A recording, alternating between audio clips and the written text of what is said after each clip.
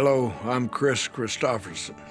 On November 8, 1965, the 173rd Airborne Brigade on Operation Hump, War Zone D in Vietnam, were ambushed by over 1,200 VC.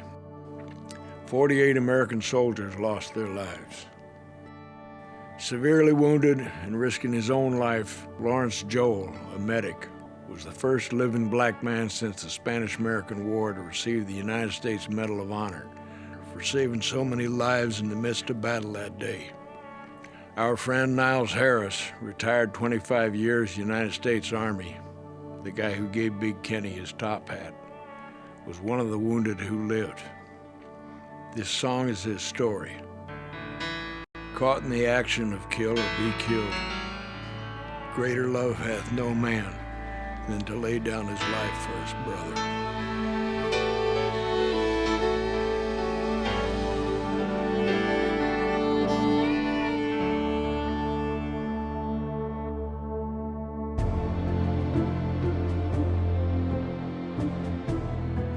This is the story of Niles Harris. A top hat, a song, a war, and a journey. With Big and Rich's John Rich and Big Kenny, Niles, and the documentary production team, we'll meet new friends and old enemies made long ago on the other side of the world. My name is John Rich. I'm part of the duo Big and Rich. I'm Big Kenny. I'm from Culpeper, Virginia. My partner, Big Kenny, I met in 1998 in Nashville, Tennessee. And two planets of music collided. Save a horse, ride a cowboy. Everybody says, save a horse, ride a cowboy. I love making music, man. I love writing songs. I love the whole creative process. Blinging while the girls are drinking. Long necks down. Our music is about things that have really happened to us in our lives, one way or another, whether it's a ultimate party, having a blast, or it's something really serious like the 8th of November. Lay down his life for his brother. Does that sound right to you? That'll work. Well, better than friend? No, better than brothers. Brother's better? Yeah. And then lay down his life for his brother. Scene 101, take one, marker. You ready, Chris? And action. You know, I'm wondering how the hell I got here. I don't like any of this. I don't like any of this. And I had no thoughts ever seeing LA or anything else. And I was a bartender in Deadwood, South Dakota, in the Buffalo Bar, cool old bar. And about 3 years or more ago, Big and Rich come down and they were playing in the Buffalo. We were just having ourselves a lot of fun, and after we had taken a break that night, I noticed this guy back behind the bar that had on this really, really cool hat. I loved it. I thought it was so neat. He took the hat off and hands it to me. I took it thinking, well, he's gonna let me wear the hat while I'm playing, you know. So we finished playing that night and got done off the stage, and he had been standing over to the side, kind of up against the wall, and I walk up to him, I take the hat off, and I go, hey man, thanks for letting me wear your hat. That's awesome, that's so cool. He goes, haha, keep it. So that was kind of the thing, I guess, that broke the ice for us. Dead was a neat old gold mine town. There was over 900 mines around there back in the old days in the area. The next morning, John and I got up. We were staying above the bar in a place that used to be a brothel, actually, there in Deadwood, South Dakota. And we'd come down in the mornings. Part of our pay was food and everything we could drink. So we got ourselves some breakfast, of course. And Niles came walking into the little room there at the bar and just said, hey, you guys ever seen a gold mine before? I told him I'd take him out to some mines, some old mines, and I put him in my Bronco. I got an old Bronco with no back seat and loaded him up. We went out to a mine, and on my Bronco, I got a lot of herd patches, 173rd patches and that kind of stuff. And we started talking, and I told him about November 8th, and Lawrence Joe and a few of the people, and that's how it all came about. It's led to this story. Niles Harris, the 8th of November, 1965, Now, the difference between writing this song and other songs is normally Kenny and I would sit down right then as soon as we said, we got to write a song about that. Normally, we would sit down right then, have a couple of beers, and write a song. But in this case, it was so important. And so important to us, we just wanted to make sure it was right. It's the pinnacle of what we've written so far. You planted the seed, that's cool. Yeah, I'll tell you what, bourbon will do that, I guess.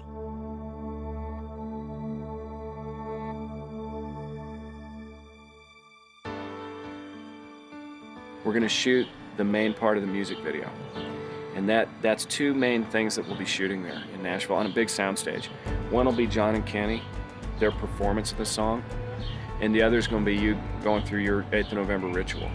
It'll be a lot of shooting. I mean, it'll take 8 hours probably to shoot you because it'll be like different lenses. I'm not very patient behind that horse shit.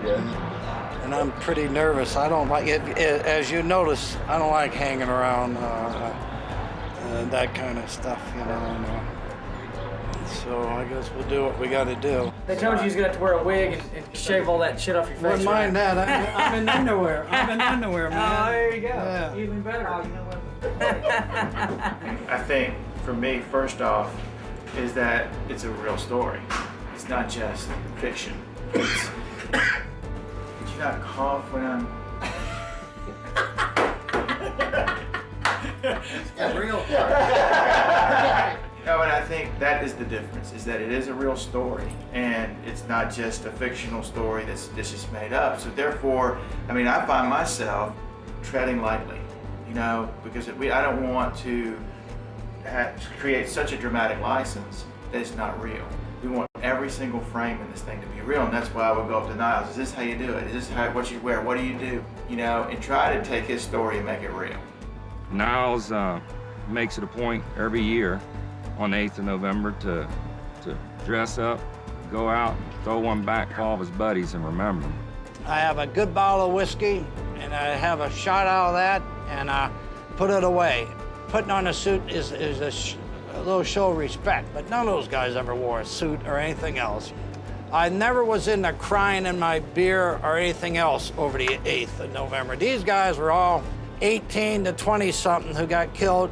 This isn't woe is me or anything. It's just a respectful drink for them. And then it's, like I said, I'm having a good time for them guys. You know, it was a drink for the boys, you know, what the hell, you know, and I can't help it if someone had a few more than they should have, you know, I was just helping them out, you know.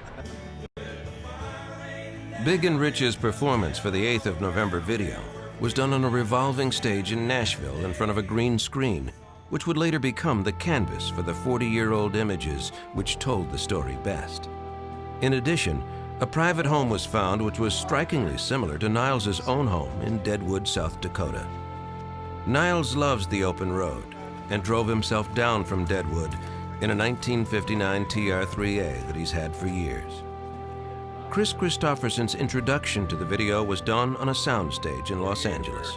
But for everyone involved, the mission was the same: to honor the fallen and wounded by honoring the story. It is Niles' story, and it's about one man, but it's also, like John Rich says, everybody knows that Niles in different wars or different times, or in the Vietnam War, that went through these kind of things, and it's a huge responsibility on our part to take these things and make it real as possible. This is not just a job. This is something that we have to get right. On the 8th of November, the angels were crying as they carried his brothers away. With the fire raining down and the hell all around, there were few men left standing that day. These guys came back to not a friendly welcome. And nowadays, you know, we wave our flag and we hold our veterans and the people who are over there fighting now in esteem. And these guys weren't held that way during that time period. There were a lot of the country that were glad they were there. There were a lot of the country that didn't understand why they were there. So now is the time that we get to pay back those veterans too that didn't get to come back to a good welcome. Ladies and gentlemen, this is Niles Harris, the man who just wrote that song about the 8th of November. A true American unsung hero right here as his brothers are as well. That's a brother who's going in my top hat. Niles Harris.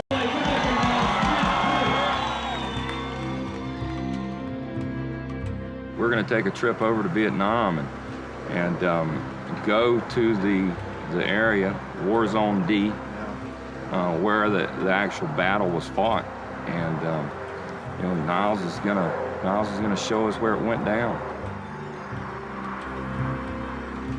I got my jungle boots. That's all I came back with from Vietnam. They're in the garage. You know, we're gonna leave them in Nam. They got the mud on them from Nam. You know, they cut them off 40 years ago. Wow. Yeah, they're gonna stay in Nam though. This time. Yeah. It's Leave time to them go there. on and not coming back. Leave them there. Yeah. Awesome. And I won't be in them. That's right. That's right. I'm just gonna roll it, boys. I've seen it 10 times today. It's just. Oh, yeah. I want to see it again because there's always And stuff there's- you don't.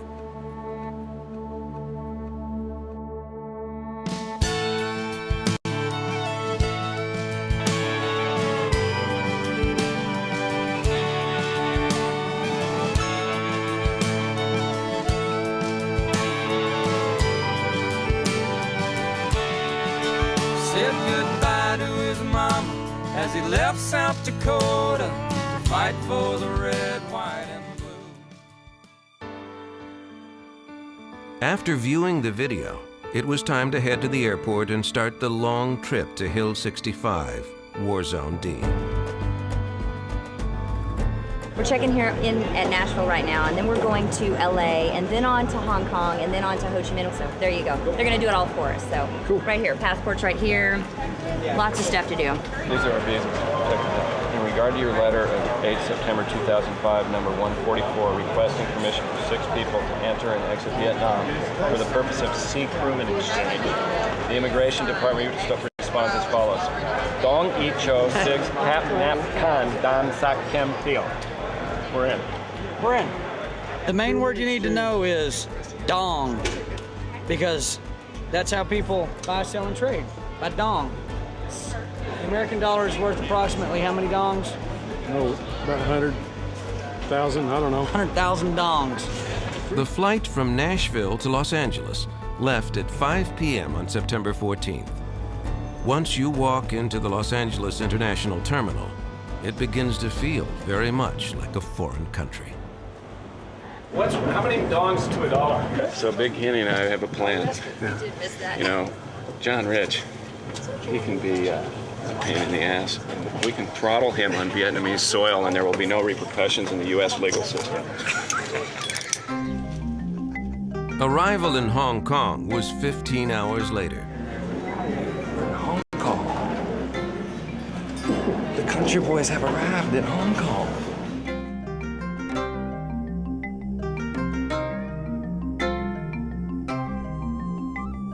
After a relatively short trip from Hong Kong to Ho Chi Minh City, the South Dakota-Tennessee contingency was met by the Vietnamese production crew, and two worlds immediately began the process of getting acquainted. After some 34 hours of air travel, covering 18 time zones and crossing the international date line, the comfortable bed in the hotel was a welcome sight. Wow. This is cool. But knowing one of the worst choices you can make is to close your eyes in the early afternoon, 9,000 miles from where you normally sleep, the group decided to stay awake and see some of the town at street level. Niles is a huge collector of war memorabilia, especially patches, and we found this flea market kind of place.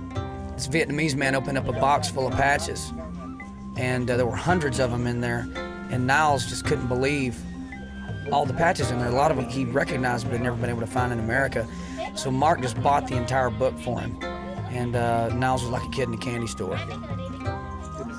I've been in many Army Navy stores, but this is the first one I've been in where I saw things that I know came off of bodies of American soldiers some 40 years ago. You took 44? 45, okay? 42.50. Exchange rates come quickly for managers. 500,000 is 35. That's 35. Oh, I know how to do that. That's 42. Home Depot ain't got nothing on this place, man. Nothing. He said there's 2 million motorcycle scooters in this town. 8 million people in the town, 2 million motor scooters. Only 100,000 cars. It's a experience that you can't imagine in a lifetime unless you've been there, doing it, riding right in the middle of it. And let me tell you, every second you do it, you're taking your life in your own hands. So you definitely want to be with an experienced driver, for sure. So this is Crazy Slang Wang driving this truck right here? Right. I just learned how to say, you're crazy, Wang. Ang dang quan. Ang dang quan, Wang. Ang dang quan. Looks a little bit like Ashland City. This has been a 2-hour game of chicken. Hang on. Wow. Oh, you better gun it. I feel like I'm in the middle of a movie. When our veterans came home from every other war, the military personnel were treated with a lot of respect. And in Vietnam, we didn't do it. So our guys never got a chance to be appreciated. Part of the reason we're doing this is to give our American Vietnam veterans a chance for respect and recognition for their contribution. Now, Niles has not completely moved past that war, so you understand. My friend Bell was up front, and they were chopping people up with machetes, our wounded. And there was no wounded, when they come across, those folks up front were killed. They were murdered and all that shit. And, like I said, I'm not gonna be a jerk over there and all that stuff, but I ain't forgot. I shake hands, how you do, we're both soldiers, but I ain't forgotten. I ain't there to kiss their ass or anything, but I'm not there to start another war, especially in their backyard. I learned from Custer, We're not trying to stage some meeting of an American and a Viet Cong. That's not what we're trying to do. We're just trying to tell a story. Early the next morning, the buses headed out for the Mekong Delta region, 2 hours south of the city. One of the objectives was to try to gain a better understanding of the people and hopefully draw closer to them. And the best way to get close to a culture that lives on water is by boat.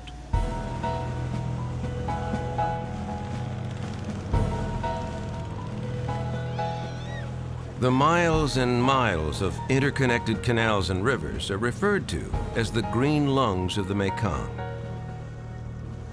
Can Tho province is located 170 clicks south of Ho Chi Minh City on the south bank of the Hao River.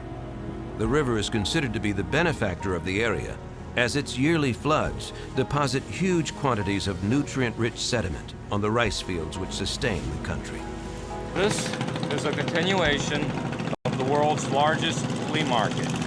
It is there that the population of 2 million people live and work. Everything is concentrated on or near the water.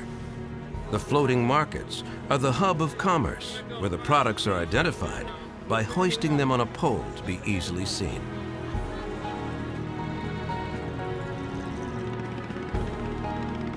One could only guess what memories and images were starting to flood into Niles' mind. Here he was, 40 years later, back where so much was lost, hoping to find some kind of closure to that dark memory that haunted him all these years.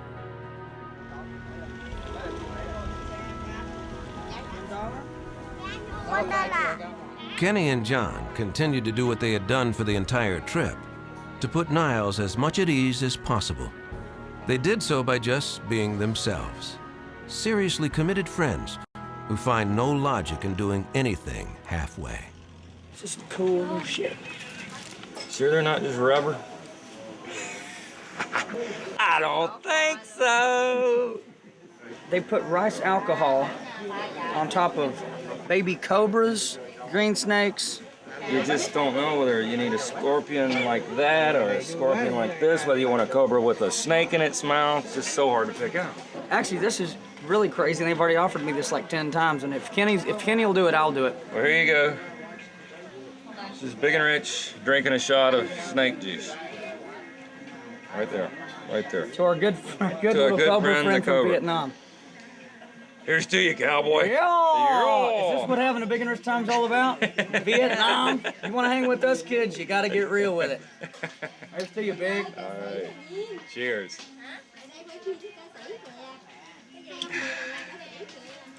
Oh. Oh, I feel strong. It's like rice moonshine. That is rice moonshine. Mark? Cheers, brother. Ooh, that's got a little edge on it. Bad though. It ain't bad. That's really, really cool. I'm sweating in it. How about that Cobra whiskey? How about that Cobra Shine? Cobra shine. Snake Shine, man. We drink Snake Shine. Yeah, that's me. I got a little buzz off of it, actually. I know it got me. I think one more shot, that'd be good. Cowboy Vietnamese. I'm wearing this. Steven Chris. Seagal. It's Steven Seagal, man. Steven, it's Cowboy Seagal.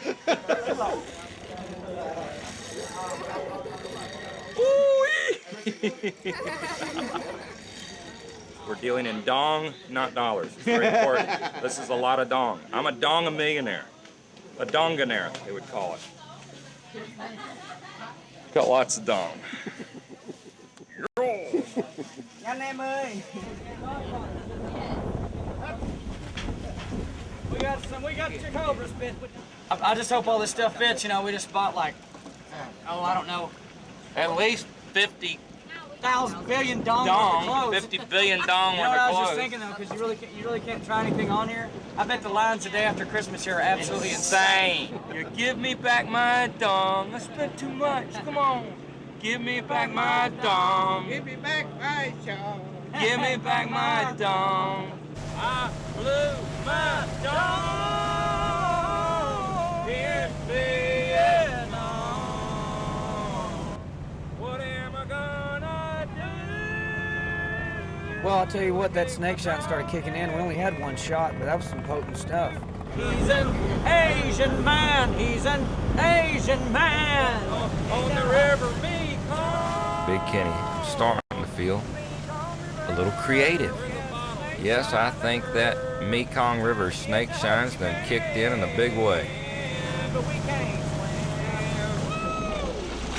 And a one, and a two, and a three. Well, we blew our dong in Vietnam. On the Mekong River, we drank Snake Shine liquor. Gotta get to Ho Chi Minh to get some money again. 'Cause we blew our dong in Vietnam. Oh, tag it, Kenny. Tag it, yeah, we blew our dong in Vietnam.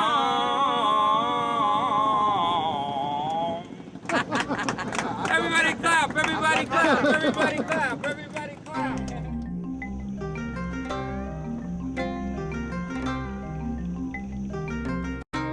From the river, all you see is, you know, people selling stuff and all that. You walk back in there a few hundred yards and there's neighborhoods. It's like they live in a whole different time period. It's like going back in time 40 years. You think we have enough cameras? I hope so. What a beautiful place. Everyone seems to be happy, doing whatever they're doing.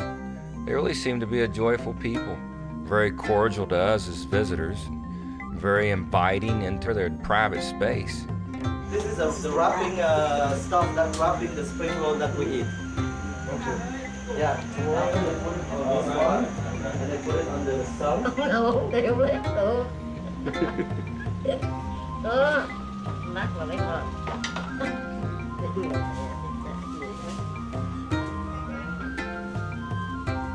Kenny, I know, really enjoyed getting to sit down and cook a little bit with the natives.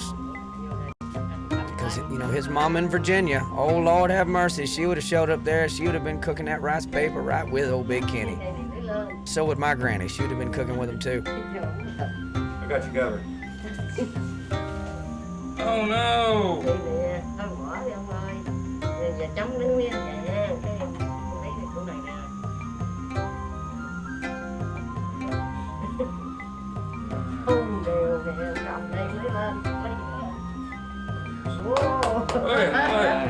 Nice. Dù người ta yêu thương, con nhớ đừng xem là thường. Xuất giá rồi tòng phụ con nhé. Well, as we traveled, the Vietnamese people were so kind as to show us a little bit of their culture everywhere we went. We even got to experience some original Vietnamese folk music, Oh, it was beautiful. Hồng hành đi nghe con gái mẹ ngoan. It was kind of storming, pretty heavy rain outside. I noticed old Niles just kind of walk away. I guess he was needing to find a little time to reflect. That dude stood out there and let the rain just pour right down on him. I guess it took him back about 40 years.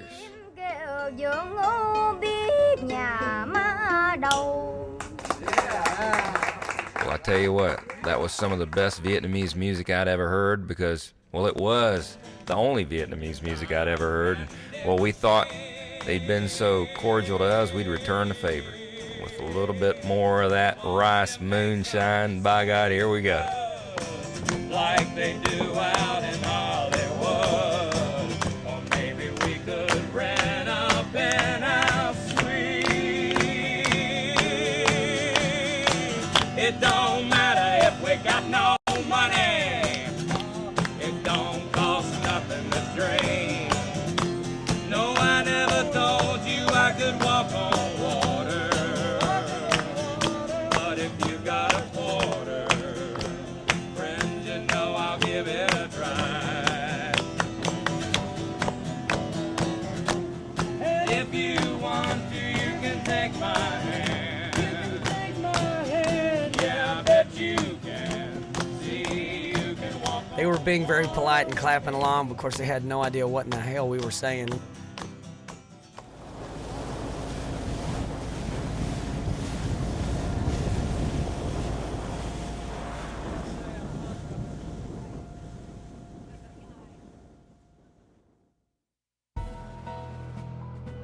The road leading to the small village near Hill 65 was rutted and muddy the next morning.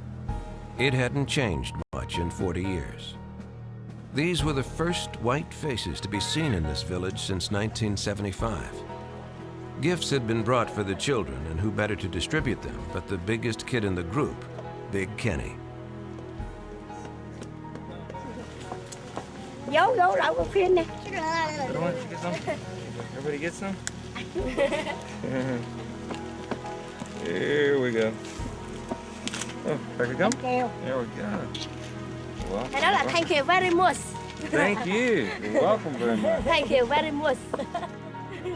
Everyone was welcomed with honest, open smiles and lots of laughter. Con có cái mày không? Nè. Đó mày thấy không? Đó mày đó. The lives of the local people seemed to be consumed with caring for the land and each other. The result is a very peaceful contentedness that is not so easily found in the bustle of the city. The spy that helped arrange the ambush on November 8, 1965, has aged into the patriarch of the community. Through our translator, we learned it was he who had connected the North Vietnamese army with the Viet Cong, and together they silently waited for the unsuspecting foot soldiers of the 173rd.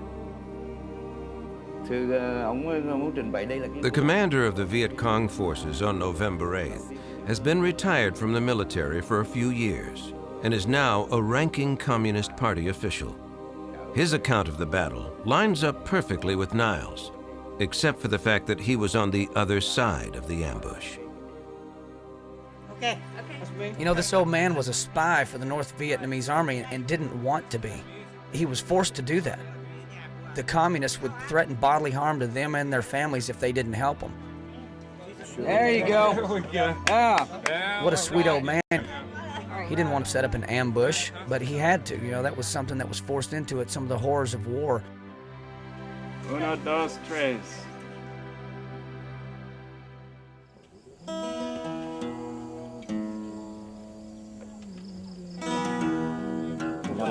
The river was way back there. This is rainy season. We got here in November. It was dry.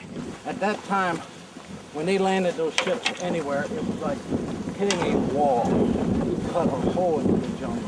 They say, get over there, get over there. Do that. Lay down fire. Yeah, lay down fire. Get out of there. If you're in a line of fire, if they see a sniper, they know there's rounds come from a certain they try, but there's such mass confusion.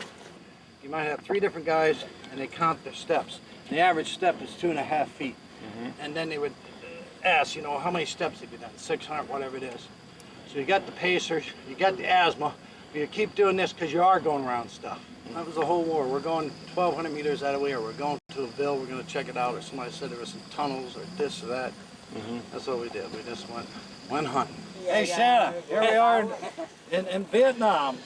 Oh, boy. So now, the moral to the story is, you got to be careful who you give your hat to. Yeah, you're telling me. You might wind up back in Vietnam, man. Yeah, no fun. Let's find a hole.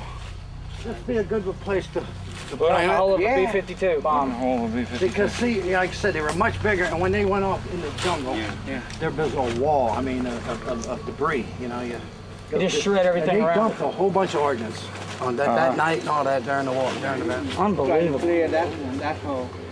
We're right down in the bottom of a B-52 hole. And we're gonna dig us another hole. Yeah. And plant these. And plant them. Man, that is just wicked. Everything in the jungle bites you or sticks you. And then they throw in some extra stuff, guys with guns. Yes. Let's dig a hole right here. Right there? Right there, Word. That's the spot.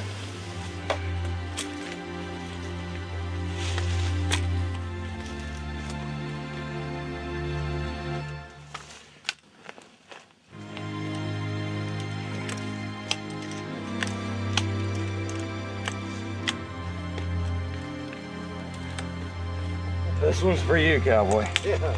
Okay. This partly makes up for dragging me out. Oh, you got another 2 or 3 feet. I got you, don't worry. I'll jump in. Kenny gets tired. This is a whole lot better than that spoon Daddy used to give me. That's deep enough.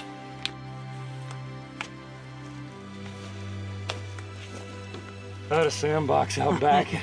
I would just go out there when I was like 4 years old and just dig. And my grandma used to come out and always go, "What are you trying to dig yourself a hole to China?" Yeah, you got it. It just so happens right now, I think we got We're here. trying to dig back to Virginia right now. Is this a big and rich moment? This is big and rich, dude. Now, this is Being here with you is about as big as it gets, brother. That's it, brother. That's it, brother. Love you, man. What do you think, Niles? Good. We'll let you do the honor. All right, we're planting these babies. I heard. Well, they carry these things for 40 years around, you know. And they sent these boots back with me when I got shot. And they followed me to Valley Forge General Hospital in Pennsylvania. And that's all I got back. There's these boots. They cut this one off. You see, they got blood on it a little bit, old time blood. Yeah. And that mud came from here. Yeah, that mud came from right here. This is D zone. I'm planting these bad dudes. A lot of guys got planted here too. They're all in your song and pictures of them. Let's put them away. Goodbye. Here you go. Sit that on top. Get a picture of that. Put on the hill. Being there when we buried Niles' boots, and number one, we buried him in the bottom of a crater made by a bomb from a B-52. The hole was 10 feet deep still. I was definitely moved by the impact of just the whole story and everything that he told me, the culmination, the hell and the terror of the fight that day, and as a young man, what he must have felt at that time. I mean, you know, this happened to Niles when he was 19 years old. You know, he's over 60 now. It was a lot of years ago, but you know, he's still, the story just still, how could you ever remove something like that from your head? I was more than anything just feeling him and glad to be there and standing beside him, and you know, I was praying. Our home was a poncho. If you had a partner there, one guy would usually put the poncho on the ground, and the other guy's poncho would be your cover. There was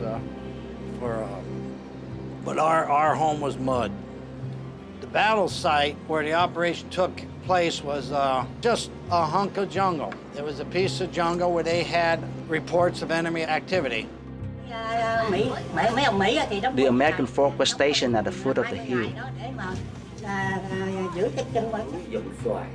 The local people call it the hill of Vong Xoài. And when we say a hill, it's a very easy hill. It's not some mountain or anything. It was a slight hill in the jungle. I saw where the Americans were, and I took the NVA there. Everybody's up and ready at first light. On our side, we dug a hole and got ready to ambush. We were at our position, and when the American came close, we opened fire. The whole jungle exploded, and machine guns opened up. They opened up with 50 cals, 30 cals, and a lot of small arms fire. And then machine gun, submachine gun, automatic rifles, hand grenades, artillery, all fight at once with full force. I know because I was there. The whole jungle blew up. I was nailed instantly. I can't remember, second, third, fourth man in the line, everybody got nailed. Everybody was killed or wounded. When I got blown over, I was blown over on my back, and I just had my shotgun. And like I said, I was tore up pretty bad this way. So I stayed on my back, and I was sort of like they were up in trees and stuff. I blew a few rounds through the trees with the shotgun, but bullets were whizzing. With the reports I read, they said that we had at least 1,200 facing us, North Vietnamese soldiers facing us. We started, the company was probably a total of 200, our Charlie company. But the people in the initial shootout was 40 of us. What's that, 30 to 1? At that battle, many Americans died. Some of the other shootouts we were involved in were not that intense. And this was just a complete roar for 8 hours. We were there by ourselves as far as we knew. It was our 30 people, 40 guys, and we were fighting for our life. It was so intense with the firepower that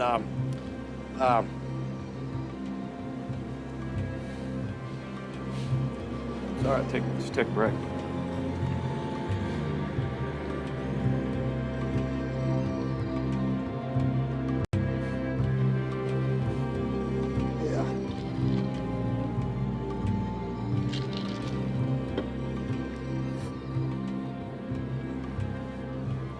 that nothing got through. Well, how about, before we cover this up, since your song's about you going out and toasting all your brothers, man, well, we brought out a little toast for them. All right. Okay, now this ain't tea. This ain't tea. Okay. Joan's gonna do the honors here, pouring. This ain't tea. Here's a little bit of the good stuff. We can do a couple of takes if need be. Yeah. Ain't gonna hurt your feelings, right? You wanna do the honors of making a toast, brother? The boys from the herd, the guys got dropped here. Airborne. Airborne. Here's to you. We think about you, remember you, and love you. So we drop these two then? Yep. Here's to you, boys. You wanna help us cover them now? Yeah. We'll cover them, Zenzo. The guys from the herd, the 173rd Charlie Company, were no bullshitters. They were the real deal. A bunch of them ended it right here. Dead and wounded. Here we is. It's over. I think as impressive as it is that Niles did 25 years in the Army, as big as that is, I would say him having to sit in front of a camera, him having to fly back over here, him having to go back to War Zone D, bury his boots, and remember all that mortal hell that went down that day. His willingness to do that speaks just as much about the man as the fact of what he actually pulled off on November 8th, 1965. And he's doing it not for himself, he's doing it because of the honor he feels for his brethren that didn't make it back. And to me, that's the ultimate patriotic act. I think it's one of those great stories, one of those great things that you happen upon in your life that has a whole journey that is going on. You have no idea. It's kind of like you're just hanging on for dear life and going along with it, just knowing that it's taking you somewhere great. All we did was give it a vehicle for a lot of other people to find out about it. But really, we didn't pull triggers and didn't get triggers pulled at us. All we did was write a little song about it, and that's our contribution. How small is that? I mean, Niles is walking with a limp, man. He's got a scar this freaking long on his leg. It's a miracle he even lived through it. Writing a song about a buddy you met, that's recess. That was a shootout. I mean, there's a, that was our D-Day, and it was a hell of a shootout. And Sonny, a guy by the name of Lovelace, a bunch of others, I was wrapped up, filled up with morphine, and heading out. We were in sheets, and some of them were missing legs, whatever. Those guys had to go to war the next day, Jack. They had to go back. Try that. It ain't if, it's when. You know, how long's your luck gonna last? Well, I just say here's to the boys, man. Well, let's Here's to do the it. herd. Yeah, the 173rd in the D zone. And to Niles for being willing to fly all the way back over to this place that was an absolute hellhole for you.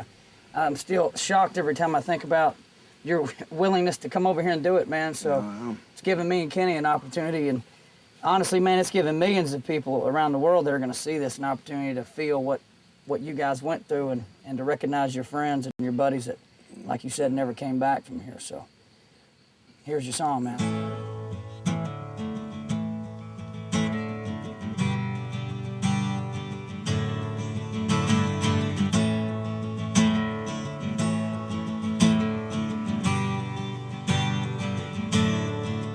Said goodbye to his mama as he left South Dakota to fight for the red, white, and blue. He was 19 and green with a new M16, just doing what he had to do. He was dropped in the jungle where the choppers would rumble with the smell of napalm in the air. And then the sergeant said, look up ahead. Like a dark evil cloud, 1,200 came down on him and 29 more. They fought for their lives, but most of them died in the 173rd Airborne. On the 8th of November, the angels were crying as they carried his brothers away.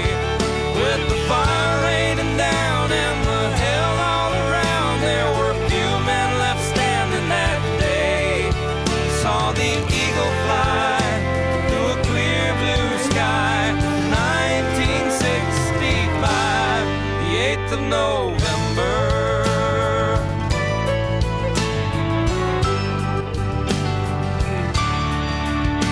Now he's 58 and his ponytail's gray, but the battle's still blazing in his head.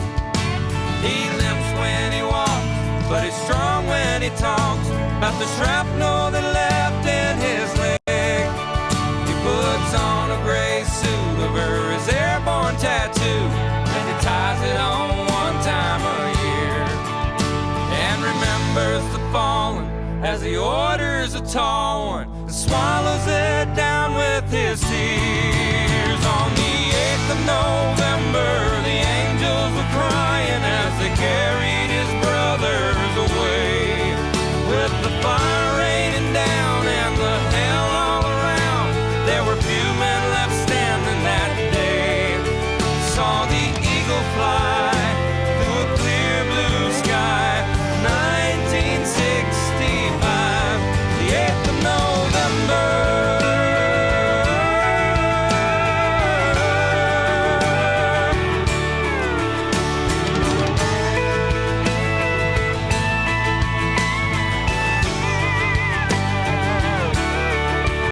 Saw the eagle fly through a clear blue sky. 1965. On the 8th of November, the angels were crying as they carried his brothers away. With the fire raining down and the hell all around, there were few men left standing that day. On the 8th of November, the angels were crying as they carried his brothers away. With the fire raining down and the hell all around, there were few men left standing that day. Saw the eagle fly through a clear blue sky. 1965. the 8th of November.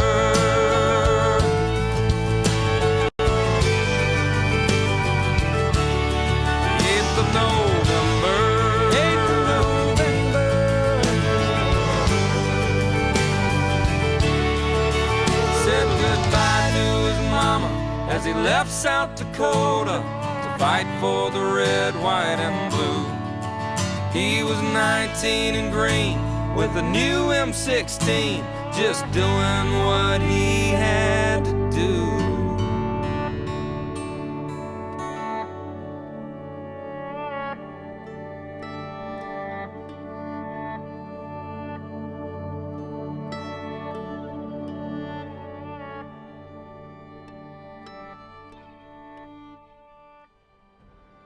It had been by far the largest battle for any American unit in Vietnam up until that time.